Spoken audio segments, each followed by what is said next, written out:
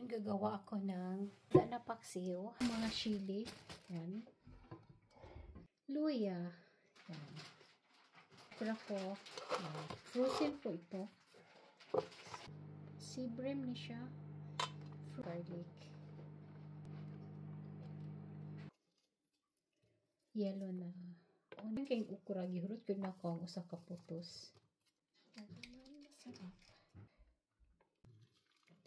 Daghan naman ito asin gamay. Black pepper, no?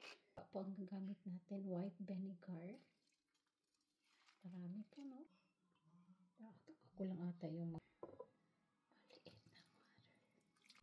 Yan.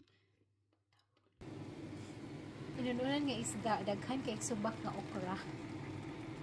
Mura na hinog okra nga inununan gisubakan ng isda.